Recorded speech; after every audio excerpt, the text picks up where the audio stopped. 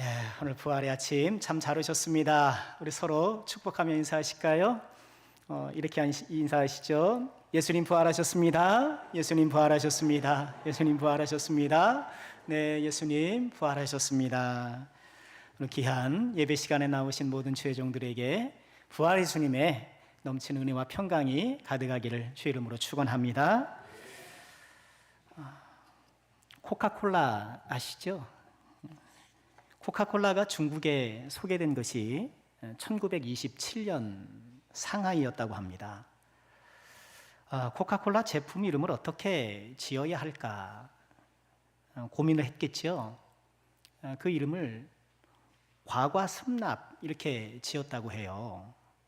중국어 발음으로, 제가 중국어 발음 잘못합니다만 커커컨 뭐 이렇게 발음하는 모양이에요. 그런데 저 한자 뜻이 올챙이를 갉아먹는다, 그런 뜻이라는 거예요. 아마도 탄산음료가 톡 쏘는 그 느낌을 그렇게 표현한 것 같긴 한데, 뭐 지금 우리처럼 당시 사람들도 고개를 갸우뚱했던 모양인가 봐요. 선뜻 와닿지 않았던 것이죠. 당연히 판매가 잘 될 리가 없었겠죠. 코카콜라사는 새 이름을 공모했다고 합니다. 여러 응모자 중에 영국에 거주하던 중국 사람 장이라는 분이 가구가락으로 응모를 했다고 해요. 중국어 발음으로는 커커컬러 그렇게 발음을 하고요. 저 한자의 뜻이 입에 맞아 즐겁다, 이런 뜻이라는 거예요. 해외 상품 중 중국어 장명이 가장 잘 됐다라는 평가를 받고 있다는 거예요. 우리 기독교를 중국어로 어떻게 표기할까요? 말씀드렸어요. 기독교예요. 기독교의 기독은요, 그리스도를 한자로 음역한 것입니다. 이 가구가락처럼 발음만 표기한 것이 아니라 나름의 뜻이 또 저 안에 있죠. 터기와 살펴볼 독자잖아요. 아마도 이 외래에서 들어온 중국인의 입장에서 이 그리스도교를 어떻게 이해했는가 단면이 보여지는 것 같은데, 기독교는 그 터를 살피는, 이 세상에 어떻게 출현했는가, 인간 존재는 무엇인가, 또 사람의 목적은 무엇인가, 이런 터를 살피는 종교가 아니겠는가, 그런 이해를 했던 것 같아요. 그렇죠. 우리 기독교는 터를 살피는, 터가 어디 있는가를 살펴보는 그런 종교예요. 그러면 우리 기독교의 터는 무엇일까요? 우리 기독교, 예수님을 믿는 우리 신앙의 기본 토대가 무엇일까요? 그것이 바로 예수 그리스도의 부활입니다. 기독교를 기독교이게 하는 가장 중요한 요소가 부활인 거예요. 지난 한 주간 우리가 고난주간 특별 새벽 기도회를 가졌는데요, 예수님의 발자취를 따라 예수님의 고난과 죽음을 묵상했잖아요. 예수님의 고난과 죽음이 속죄의 의미로 우리에게 다가오는 것은 예수님이 부활하셨기 때문인 거예요. 기독교는 한 사람의 장엄한 죽음, 위대한 죽음을 바라보는 그런 종교가 아니에요. 영웅적 죽음을 이야기하는 그런 영웅적 죽음의 서사는 이 세상에 널렸어요. 이순신 장군만 봐도 나의 죽음을 알리지 마라, 그런 영웅적 죽음의 서사는 이 세상에 넘쳐나요. 우리 예수님의 죽음은 존귀한 죽음인 것은 틀림없으나, 그러나 부활이 있기 때문에, 부활하셨기 때문에 그 죽음이 더욱 위대하고 고귀한 죽음이 되는 것입니다. 기독교는 다만 한 인물의 영웅적 죽음에 감동하는 것이 아니요, 그 죽음을 이기고 넘어서고 다시 살아난 그 부활을 믿고 찬양하는 종교인 거예요. 우리가 맞는 매 주일이 부활주일이잖아요. 매주일이 부활절이에요. 여러분, 그래서 우리는 맥추감사주일은 맥추감사주일이라 그래요. 추수감사주일도 추수감사주일이라 그래요. 그러나 부활주일이라고는 하진 않습니다. 매 주일이 부활주일이기 때문에 부활절이라고 부르는 거예요. 고린도전서 15장 14절은 이렇게 말씀을 하셔요. 그리스도께서 만일 다시 살아나지 못하셨으면 우리가 전파하는 것도 헛것이요 너희 믿음도 헛것이요. 예수님이 부활하지 않으셨다면 다 헛된 거라는 거예요. 예수님이 부활하지 않으셨다면 여러분, 저는 거짓말하는 자이고, 여러분, 우리는 다 지금 헛되게 시간 보내고 있는 거예요. 지금 이 시간에 예수님이 부활하셨기 때문에 우리의 모임이 소중하고 우리의 복음이 존귀하게 되는 것이고, 예수님의 부활이 없다면 이 믿음도 헛것일 뿐이요. 그렇기 때문에 우리는요, 이 부활이라는 믿음의 기본 틀을 다시 한번 견고하게 다져야 하는 거예요. 우리에게 부활절은 그런 의미가 있는 거예요. 아, 예수님 죽으셨네. 아, 살아나셨네. 뭐 그러고 지나갈 것이 아니고 부활 신앙의 토대를 다시 한번 다지는 시간. 자, 그러면 우리가 부활 신앙의 기본 토대로 삼아야 될 것은 무엇일까요? 오늘 2024년 부활절을 맞이해서 두 가지만 적용해 보고 싶어요. 첫째는요, 빈 무덤을 믿는 것입니다. 우리 예수님이 지난 금요일에 돌아가신 것 아니겠어요?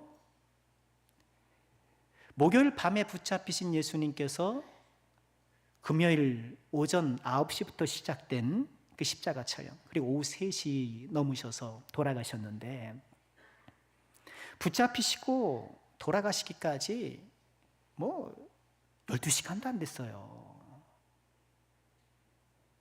참 허망하게 돌아가셨는데, 그러나 3일째 되는 날 이른 아침에 우리 예수님께서 부활하셨어요.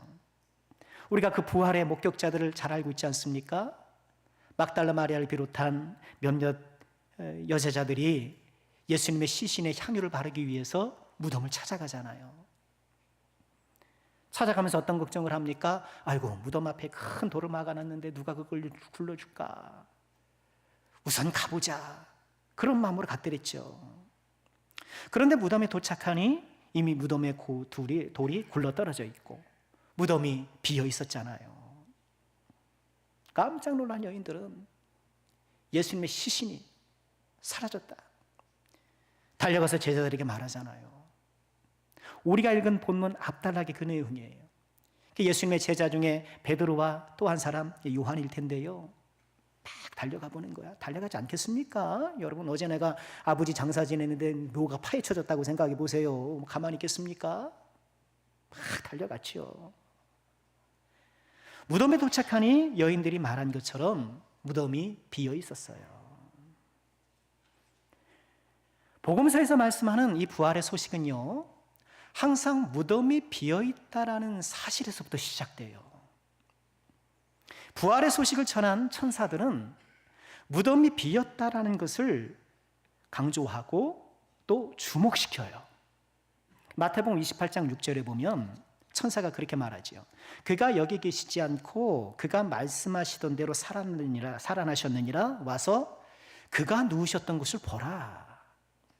좀 보라는 거예요. 빈 무덤을 봐야 한다는 거예요.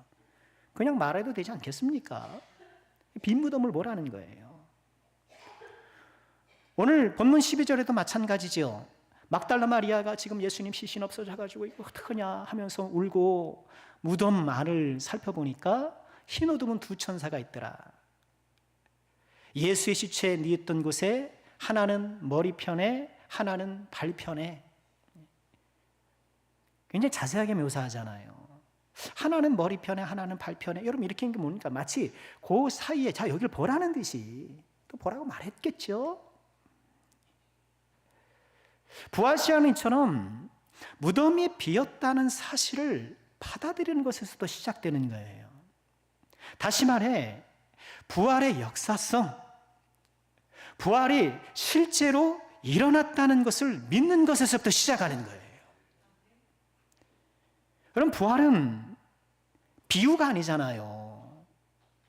예수님의 부활은 신화도 아니에요. 부활은 말이죠, 예수님이 사후에 제자들이 예수님의 가르침을 그들의 삶과 인격을 통해서 드러나는 것을 그렇게 표현한 겁니다. 예수님의 어떤 사상, 예수님의 정신이 나타난 것을 부활로 묘사한, 여러분 그것이 아니잖아요. 또는 예수님을 신격화하기 위해서 만들어내고 고안해낸 그런 이야기가 아니잖아요. 예수님의 부활은 지금부터 2000년 전에 이 지구라는 행성에서 실제로 일어났던 일인 거예요. 놀랍고도 충격적인 일인 거예요. 부활장으로 알려진 고린도전서 15장은 이렇게 부활이 실제로 일어난 일이었다는 것을 강력하게 역설하죠.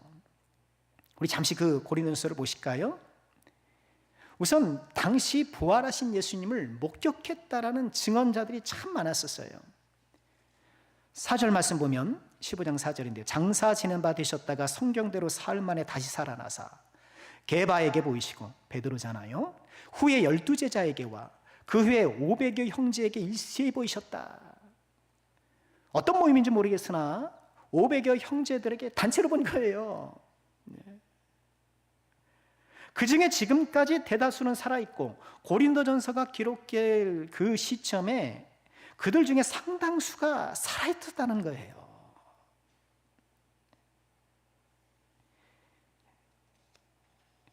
여러분, 우린 이 사실을 꼭 믿어야 돼요. 여러분, 부활은 지어낸 얘기가 아니고 실제로 있었던 일, 이런 목격자가 있었던 일인 거예요.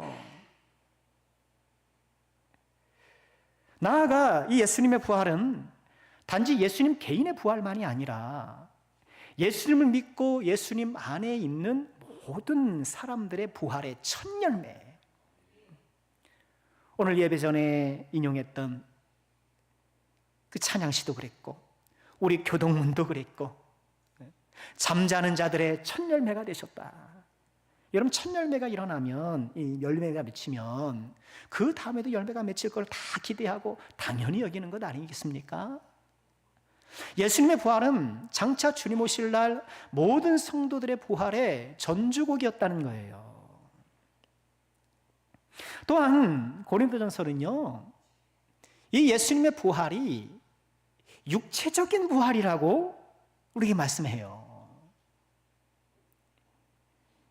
여러분, 육체적인 부활, 우리 부활은 육체적인 부활이에요. 그러나 육체적인 부활이되 단지 죽은 사람이 되살아난 부활이 아니고 새로운 몸을 입는 부활.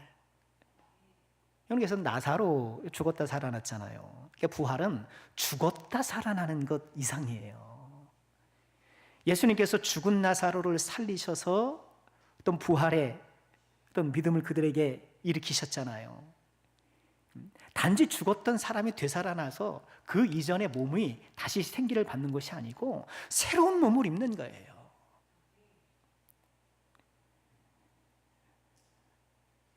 고린도전서 15장 35절에 이렇게 말씀을 해요. 누가 묻기를 죽은 자들이 어떻게 다시 살아나며 어떠한 몸으로 오느냐, 이렇게 물을 거라는 거예요. 그러니까 오늘을 살아가는 우리나 당시 사람들이나 생각하는 건 비슷했던 모양이에요. 야, 죽은 자가 살아난다고? 야, 죽은 자 지금 다 썩어가지고 무덤에 가면 뼈밖에 없는데 그 어떻게 살아나냐?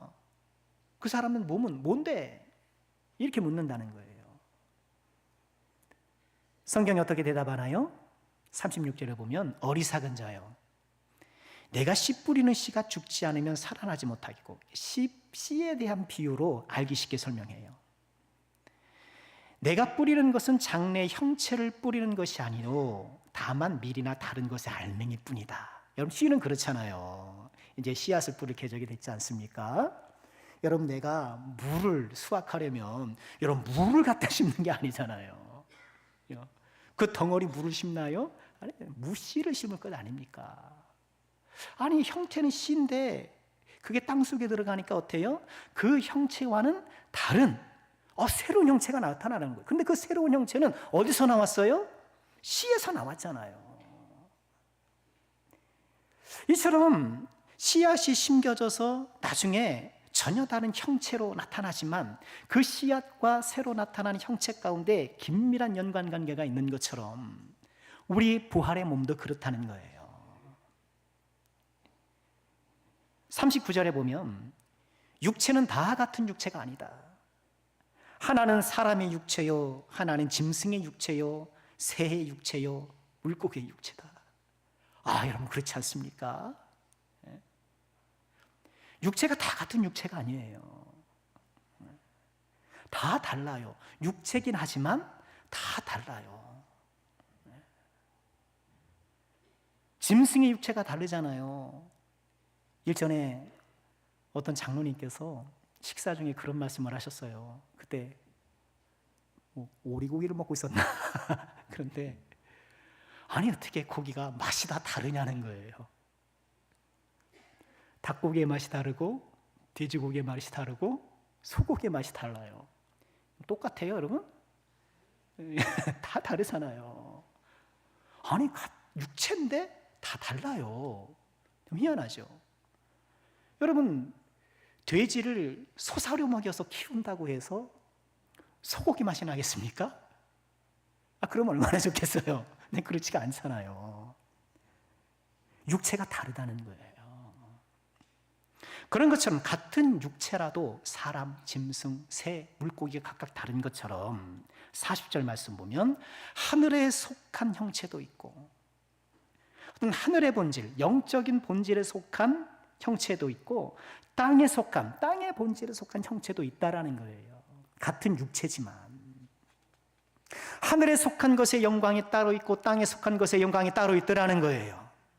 우리가 육체로 부활할 것인데 그 육체는 우리가 지금 이 땅에 살아가는 이런 우리가 경험하는 육체가 아니라 하늘에 속한 신령한 육체가 될 거라는 거예요.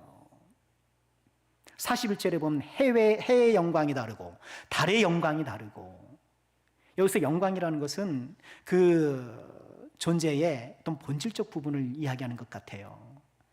그 해가 다르고 여러분 달이 다르잖아요. 하늘을 이렇게 보면은 다 둥글둥글해 보이는데 여러분 해는 어때요? 거기서 무슨 뭐 핵융합이 나타나고 그냥 뭐 꿀꿀꿀 하잖아요. 아니 또 달을 보면 어때요? 그냥 아무 일도 없고 그냥 둥그러니 휘영청 밝기만 하고. 별과 별의 영광이 다르다는 거예요. 여러분 그렇잖아요. 여러분 우리 태양계만 해도 뭐 수금지와 목토, 천, 해, 명왕성은 탈락했다면서요. 명왕성은 태양계 행성이 아니라고 탈락됐다잖아요. 여러분 우리 지구와 목성 아시잖아요. 목성. 그림으로 보면 이 목성도 어떻게 둥글둥글하잖아요. 그런데 우리 지구는 물도 있고 땅도 있고 암석도 있고 이런 형체잖아요. 근데 목성은 지구보다 1400배가 크지만 온통 가스 덩어리래요. 그게 겉에서 보면 둥글둥글하니 그냥 우리랑 비슷한 별이겠거니 하지만 다 가스 덩어리라는 거예요. 여러분 육체이긴 하나 땅에 속한 우리의 육체와 다른 새로운 성질의 육체, 여러분 얼마든지 있을 수 있는 거예요. 뭐 지어낸 얘기 얼마든지 있을 수 있는 얘기예요. 우리 예수님의 부활하신 몸이 그랬잖아요. 새로운 부활의 몸을 입으셨잖아요. 새롭게 몸을 입으셨으나 이 땅에 있으셨던 그 육체와 연속성을 갖고 계셔요. 그러니 십자가의 상흔이 그대로 있었고 창자국도 있었고, 그런데 또 제자들은 예수님을 쉽게 알아보지 못했어요. 엠마오로 가는 두 제자, 예수님이 한창 동행했지만 예수님을 잘 못 알아봤어요. 또 예수님은 먹을 것을 잡수시기도 하고 그럼에도 불구하고 시공간의 제약을 받지 않으셨어요. 제자들이 모인 곳에 딱 나타나시기도 하시고. 신비한 몸이었던 거예요. 환영이 아닙니다. 환상이 아닙니다. 그런 육체인 거예요. 그런 신비한 육체인 거예요. 이런 예수님의 모습을 팀 켈러 목사님은 이렇게 비유를 하셨더라고요. 어릴 적에 본 친구를 여러분 십수년 만에, 그죠? 한번 20, 30년 만에 고향 친구를 만났어요. 여러분 그럼 어때요? 어릴 때 모습과는 완전히 다른 모습이잖아요. 그런데 완전히 다르긴 하나요? 아니요, 또 어릴 적 모습이 또 있네? 그런 거예요. 우리 부활의 몸이 그렇다는 거예요. 게다가 이 부활의 몸은 모든 부분에 있어서 조화로운 거예요. 이 몸 자체의 어떤 신비한 속성도 놀랍지만, 여러분 지금 우리 이 땅에서의 육체는 부조화 때문에 고생하는 거잖아요. 육체의 부조화로 인해서 질병과 노화로 고통하는 것이고, 우리 몸과 영혼과의 부조화, 믿음과 생활의 부조화, 감정과 양심의 부조화, 개인 간의 부조화, 성별 간, 인종 간의 부조화, 이런 모든 부조화 때문에 우리가 고통하는 것 아닙니까? 그런데 우리가 부활의 몸을 입었을 때는 이런 모든 부조화가 사라지고 완전한 조화를 이룬다는 거예요. 질병과 고통에서 자유하게 되고, 부활의 몸을 입은 우리는요, 아는 것과 믿는 것이 이제 온전히 하나가 되어서 타인에 대한 이해, 사랑을 온전히 이룰 것이고, 우리의 믿음이 주님을 온전히 사랑하는 그런 사람이 될 거라는 거예요. 여러분, 우리 너무너무 힘들잖아요. 그래, 믿음으로 살아야지 막 하고 다짐하면서도 그저 한 번 한순간에 무너질 때가 얼마나 많습니까? 한 번의 유혹에, 한 번의 성격 때문에 내가 믿음대로 살아야지 하면서 이렇게 나름의 믿음의 공든탑을 이렇게 세워가는데, 뭐 별것도 아닌 일에 발끈해가지고 확 화내는 바람에, 성질 부리는 바람에 그동안 쌓았던 것이 왕창 무너지는 것처럼 그런 처참한 마음을 느낄 때가 얼마나 많냐는 거예요. 그러나 부활의 몸은 그렇지 않다는 거예요. 부활의 몸은 우리의 모든 마음과 인격과 정신과 감정의 아름다운 조화를 이루어서, 이거 신학적으로 영화로운 몸이라고 하잖아요. 그땐 정말 우리가 얼굴과 얼굴을 보는 것처럼 주를 보며 정말 하나님께서 기뻐하시는 아름다운 사람의 모습으로 주님을 영원토록 찬양할 거예요. 여러분 그날을 소망하시고 그 영화로운 몸을 소망하시길 주의 이름으로 축원합니다. 여러분 우리가 미래에 잘 되는 날을 상상하는 것, 여러분 그것이 우리에게 보탬이 된다 그러잖아요. 그것을 심리학에서는 긍정적 시각화라고 부른대요. 자꾸 내가 이 다음에 잘 될 거를 좀 생각하는 거예요. 내 생에 좋을 거를 생각하는 거예요. 그게 좀 좋은 거래요. 난 안 될 거야, 나는 힘들 거야, 뭐 이렇게 부정적인 생각을 하면 지금의 나에게 지장을 준다는 것 아닙니까? 여러분 우리가 살아가는 이 세상, 고난의 세상인 것 틀림없고, 온 문이 닫힌 것 같은 그런 답답한 삶인 것도 틀림없고, 그러나 마침내 이 모든 것들을 벗어버리고 영원히 주님을 찬양할 수 있는 그날이, 주님을 자유롭게 찬양할 영화롭고 부활의 그 몸으로 주님께 영광 올릴 그날이 우리에게 다가오고 있다는 것, 우리에게 보장되어 있다는 것을 기억하시고 그날을 소망하시고 바라보기를 주의 이름으로 축원합니다. 부활의 신앙은 이처럼 빈 무덤에서 시작하는 거예요. 이 빈 무덤을 가로막고 있는 돌을 굴려내시기를 주의 이름으로 축원합니다. 여러분 모든 사람들이 지금 이 여인들이 이 무덤을 가로막고 있는 돌 때문에 걱정하고 있지 않습니까?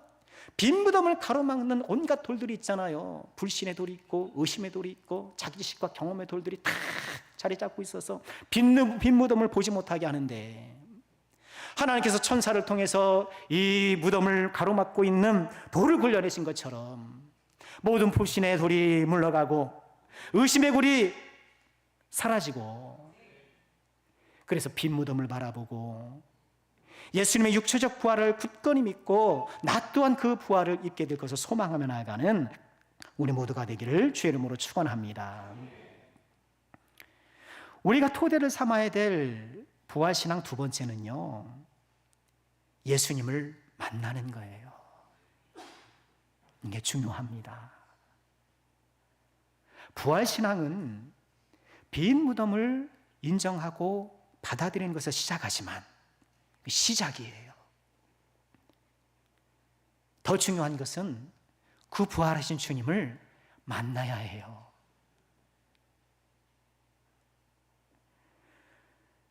주님은 빈 무덤을 보여주셨을 뿐만 아니라 제자들을 만나주셔요.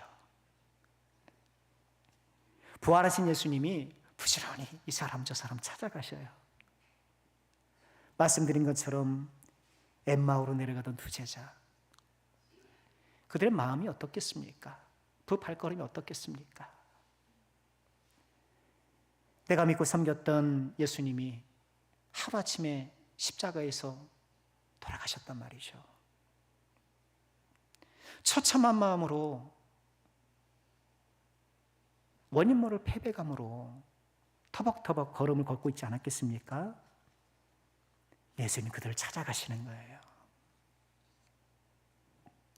부활하신 그날 저녁, 제자들이 한 곳에 모여 있었습니다. 요한복음 20장 19절에 그 말씀을 하셔요. 이날 곧 안식 후 첫날 저녁 때 제자들이 유대인들이 두려워 모인 곳에 문을 닫았다. 두려워서 문을 닫고 있었어요. 바들바들 떨고 있었어요. 그런데 어때요? 예수님께서 오사 가운데 서서 이르시되 너희에게 평강이 있을지어다. 지금 두려움의 공기가 가득한 그곳에 우리 주님이 호련히 찾아오사 평강을 선언하시고 은혜를 주시는 거예요. 우리 사랑하는 주의 종들의 온갖 닫혀있는 인생의 문을 우리 주님께서 열어주시고 찾아오시길 주의 이름으로 축원합니다. 두려움과 불안, 불확실한 미래 앞에 움츠린 종들이 계시다면 부활의 주님이 주시는 평강이 깃들기를 주님의 이름으로 축원합니다. 오늘 말씀도 그렇죠. 예수님의 시신이 사라졌어요. 이 마리아도 몸을 구부려 무덤을 보니까 이상한 천사인지 그때는 몰랐겠죠. 웬 사람들이 있을 뿐 예수님의 시신은 온데간데 없어요. 그런데 14절 볼까요? 이 말을 하고 뒤로 돌이켜 예수께서 서 계신 것을 보았다.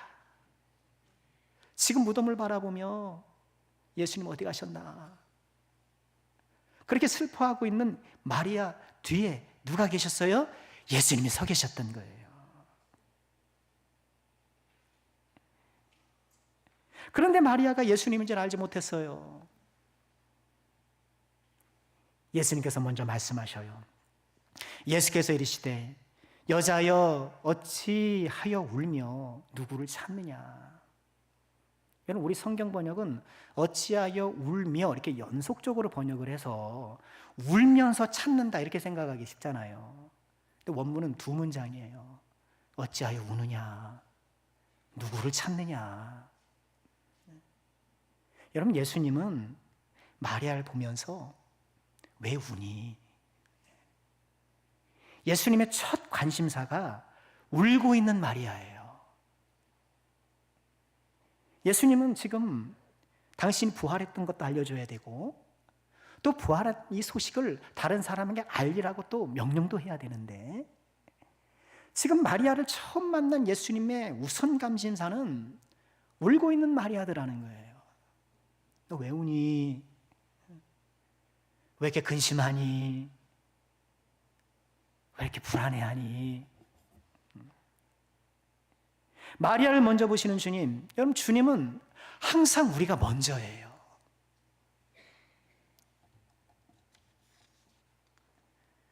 마리아는 계속해서 예수님을 알아보지 못해요. 오늘 말씀 보니까 예수님을 동산지기로 생각해요. 여러분, 그래서 오늘 이 본문을 모티브로 해서 렘브란트라는 화가가 예수님과 막달라 마리아라는 그림을 그렸잖아요. 제가 일전에도 한번 소개했는데 잘 보이실는지 모르겠습니다만 어떤 그림인가요?